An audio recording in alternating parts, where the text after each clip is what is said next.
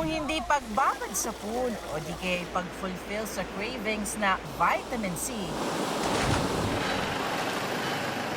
pagpapapresko sa Baguio ang ganap ng ilan para ibsan ang mainit na panahon. Kung sa ibang lugar kasi sa bansa, halos araw-araw ang danger level na heat index sa City of Pines, pumapalo lang ang temperatura mula 16 hanggang 26 degrees Celsius. Magpapatuloy yan hanggang sa susunod na linggo na Semana Santa.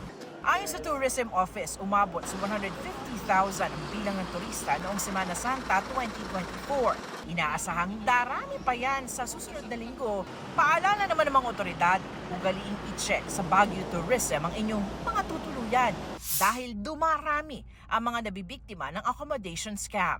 They will pause yung mga properties. Pinapa-down payment agad na kesyo it's a limited slot lang. Pag pinupuntahan po nila yung lugar, wala pala yung ganong lugar. So it's fake. Asahan din daw ang mabigat na traffic. Normally po, ang mga nagpa-flight po na sasakyan natin sa Baguio is 30 to 35,000. Nagka-times 3 po siya pagka peak season po natin, kagaya ng Holy Week po. Maaari namang gumamit ng mga tinaguriang vacation lanes o mga kalsadang iniwas na sa downtown papunta sa ibang tourist destinations.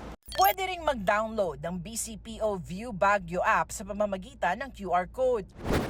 Mahigpit na pinatutupad dito sa Baguio City ang mga traffic ordinances. Ang obstruction, illegal parking at paglabag dun sa number coding, may multang 500 piso. Ang mga hindi naman magbibigay sa mga tumatawid dito sa pedestrian lane, may multang 1,000 piso.